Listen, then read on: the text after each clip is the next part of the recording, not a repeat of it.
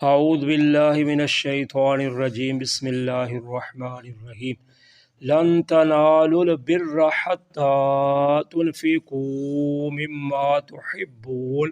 ہرگز تم نہیں پہنچ سکتے نیکی کو یہاں تک کہ تم خرچ کرو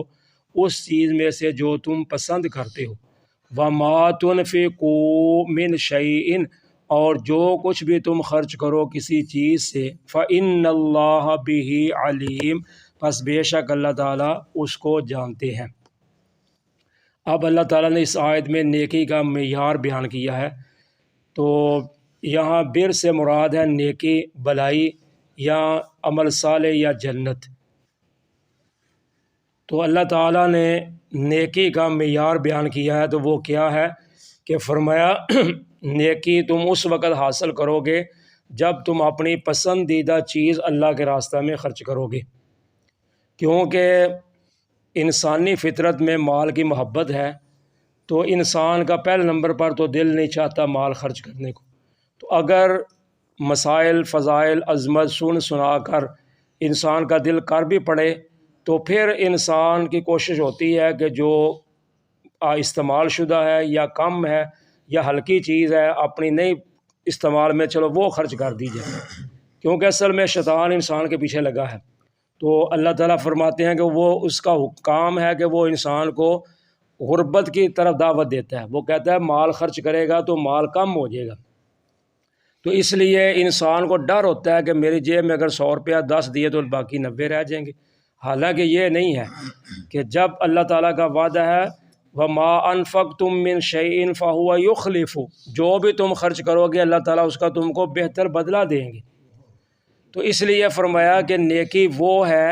کہ جو تم کو اپنی چیز تم پسند کرو وہ اللہ کے راستہ میں دو۔ تو آگے فرمایا جو بھی تم خرچ کرو گے، تو پھر آگے تمہاری نیت پہ منحصر ہو گیا ہے کہ اب جو بھی تم خرچ کرو گے اس کو اللہ جانتا ہے، وہ تم ظاہری کر لو یا چھپا کے کر لو یا اپنی پسندیدہ چیز دے دو یا نکمی چیز دے دو، وہ تم پہ ہے، جیسے بھی کرو گے اللہ کو تو پتہ ہے نا، تو اللہ جانتا ہے۔ تو اس لیے اللہ تعالیٰ نے من لفظ استعمال کیا ہے، یعنی سارا مال خرچ نہیں کرنا۔ من کہتے ہیں تبعیض کے لیے، یعنی کچھ مال، یہ شریعت نہیں کہتی کہ سارے کا سارا ہی مال دے دو، شریعت کہتی ہے کچھ دو جو تم بھی کھاؤ لوگوں کو بھی کھلاؤ۔ تو جب یہ آیت نازل ہوئی تو انصار صحابہ میں سے سیدنا ابو طلحہ انصاری رضی اللہ تعالی عنہ نے جب سنا، تو ان کا جو سب سے پسندیدہ مال جو تھا نا، وہ مسجد نبوی کے سامنے ایک باغ تھا جس کو بیرہا کہا جاتا ہے۔ تو نبی اکرم صلی اللہ علیہ وسلم ادھر جاتے تھے اور وہاں سے ٹھنڈا پانی پیتے تھے، اب وہاں آرام کرتے تھے، کھاتے پیتے بھی تھے۔ تو یہ مسجد نبوی کے بالکل سامنے تھا۔ تو سیدنا ابو طلحہ انصاری رضی اللہ تعالیٰ جب سنا تو کہنے لگے حضور میرا تو جائیداد میں سب سے جو اچھی چیز ہے نا وہ یہ بیرہا جو ہے گا نا باغ، یہ ہے مجھے پسند، تو میں یہ اللہ کے راستہ میں دیتا ہوں۔ تو آپ نے فرمایا کیا بات ہے ابو طلحہ کی، حدیث میں آتا ہے بخ بخ، آپ نے فرمایا واہ کیا بات ہے ابو طلحہ کی۔ تو پھر آپ نے فرمایا ابو طلحہ یہ ٹھیک ہے، تو نے اللہ کے راستہ میں مال خرچ کر دیا، دے دیا ہے، لیکن اگر تو اس کو اپنے قرابت والوں میں تقسیم کرے تو یہ تیرے لیے زیادہ بہتر ہوگا۔ یعنی انہوں نے کہا حضور جہاں آپ کا دل چاہے میں نے دے دیا۔ اب حضور نے فرمایا کہ تو اس طرح کر ان کو اپنے قرابت والوں میں۔ تو پھر سیدنا ابو طلحہ رضی اللہ عنہ حضور کے حکم کے مطابق اپنے رشتہ داروں کو اور سب سے جو زیادہ قریبی تھے اپنے چچا کے بیٹے جو تھے ان میں ان کو اس کو تقسیم کر دیا۔ تو یہ ہے کہ اللہ تعالیٰ فرماتے ہیں جو بھی تم خرچ کرو گے اللہ تعالیٰ اس کو جانتے ہیں۔ تو اس لیے اس کا مطلب یہ بھی نہیں ہے کہ استعمال شدہ چیزیں دیں تو اس کا اجر ثواب نہیں ملے گا، یقیناً اس کا بھی ملے گا، لیکن فرق ضرور پڑے گا۔ یعنی ایک اچھی چیز دیتا ہے بندہ، نئی چیز لا کے دیتا ہے، اس کا فرق ہے، اور ایک استعمال شدہ ہے اس کا بھی فرق ہے۔ تو یہ مطلب نہیں ہے کہ اگر استعمال شدہ چیز ہے تو بندہ گھر میں اس کو پڑی خراب جو کرنی ہے یا باہر پھینکنی ہے تو وہ کسی کو دے دے، تو اس کا انشاءاللہ اس کو اجر ثواب ضرور ملے گا۔ تو لیکن کوشش جو ہونی چاہیے وہ پسندیدہ چیز کی جو آپ بندہ پسند کرتا ہے۔ اس لیے فرمایا تھا نا وَيُحِبُّ لَهُ مَا يُحِبُّ لِنَفْسِهِ، مسلمان کے مسلمان پر 6 حقوق ہیں، ان میں سے ایک یہ بھی ہے کہ وہ اپنے لیے جو چیز پسند کرتا ہے وہی اپنے بھائی کے لیے پسند کرے۔ کل الطعام کان حلا لبنی اسرائیل، تمام کھانے حلال تھے بنو اسرائیل پر، الا ما حرم اسرائیل علی نفسہ، مگر جو حرام کر لیا اسرائیل نے اپنی جان پر، من قبل ان تنزل التوراۃ، تورات کے نازل ہونے سے پہلے، قل فاتوا بالتوراۃ فاتلوہا، کہہ دیے لاؤ تم تورات کو، پس پڑھو تم اس کو، ان کنتم صادقین، اگر ہو تم سچے۔ تو اس آیت میں اللہ تعالیٰ نے یہود کا رد کیا ہے۔ یہودی جو تھے وہ کہتے تھے تم مسلمانوں کو کہ تم کہتے ہو کہ ہم دین ابراہیمی پر ہیں، یعنی ملت ابراہیم پر ہیں،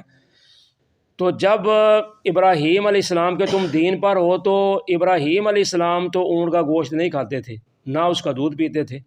تو تم یہ دونوں کام کرتے ہو، تو ساتھ کہتے ہو کہ ہم دین ابراہیم پر بھی ہیں۔ تو اللہ تعالیٰ نے اس کے رد کیا، تو فرمایا تمام کھانے بنو اسرائیل پر حلال تھے، مگر جو بنو اسرائیل نے حرام کیا اپنی جان پر، تو بنو اسرائیل کہتے ہیں آل یعقوب کو، یعنی حضرت یعقوب علیہ السلام سے بنو اسرائیل چلے ہیں۔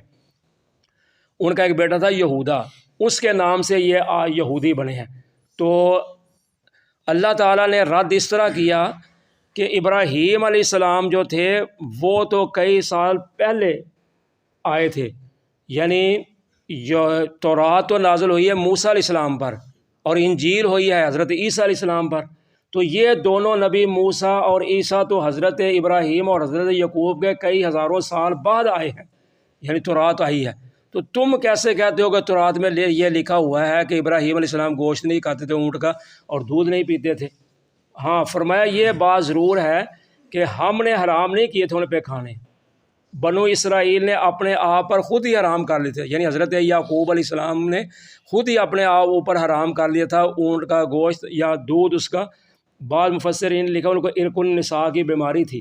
اس وجہ سے انہوں نے کیا تھا، یا بعض نے لکھا ہے کہ ویسے ان کو کراہت تھی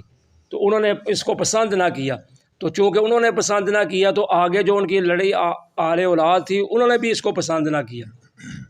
جیسے ہم کہتے ہیں جی ہمارے باؤ اجداد نے یہ کرتے رہتے ہم بھی لہٰذا یہی کریں گے، تو انہوں نے بھی یہ کام کر دیا۔ تو اس لیے اللہ تعالیٰ فرماتے ہیں کہ وہ تو تورات کے نازل ہونے سے پہلے کی بات ہے کہ آل یعقوب نے اپنے اوپر کیا تھا، تو تم کہتے ہو کہ ابراہیم نے کیا تھا، تو لاؤ تم تورات کو اگر تم سچی ہو، لے آؤ اس کو پڑھ لیتے ہیں، اس میں لکھا ہوا ہے کہ ابراہیم علیہ السلام گوشت نہیں کھاتے تھے اونٹ کا، یا اونٹ کا دودھ نہیں پیتے تھے، یہ نہیں لکھا ہوا۔ تو اس لیے اللہ تعالیٰ نے اس آیت میں ان کا رد کیا، تو فرمایا فَمَنِ افْتَرَىٰ عَلَى اللَّهِ الْكَذِبَ مِن بَعْدِ ذَلِكَ فَأُولَٰئِكَ هُمُ الظَّالِمُونَ، جو کوئی جھوٹ باندھے گا اللہ پر بعد اس کے تو یہی لوگ ظالم ہیں۔ یعنی اب تورات پڑھنے کے باوجود بھی اگر کوئی جھوٹ باندھتا ہے تو پھر وہ ظالم ہے انسان۔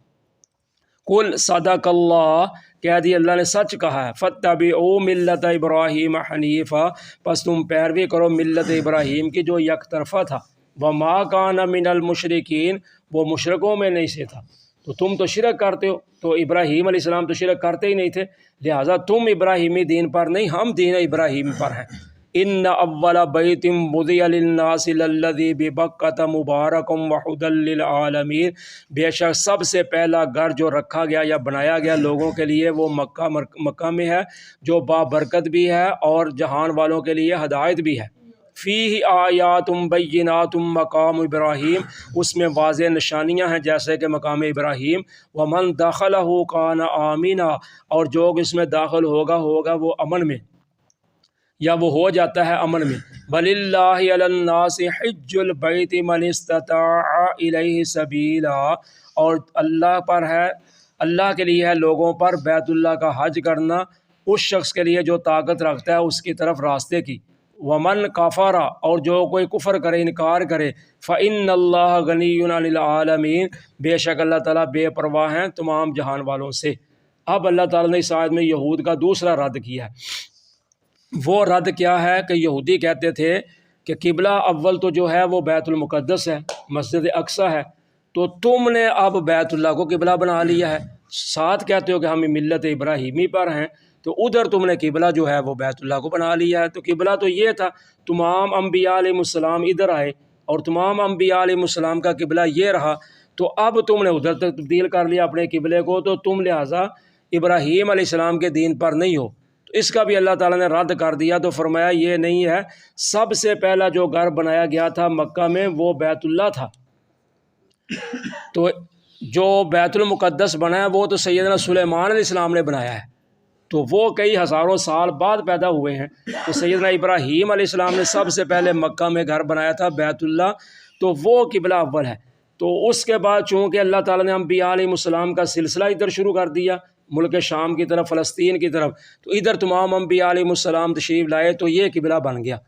تو اب اللہ تعالیٰ نے نبی اکرم صلی اللہ علیہ وسلم کو چونکہ سیدنا ابراہیم علیہ السلام کی نسل سے پیدا کیا تھا، اس لڑی سے پیدا کیا تھا، تو اللہ تعالیٰ نے پھر آپ کے لیے قبلہ بھی وہ بنا دیا، تو اس لیے اب مسلمانوں نے قبلہ بیت اللہ کو بنا لیا۔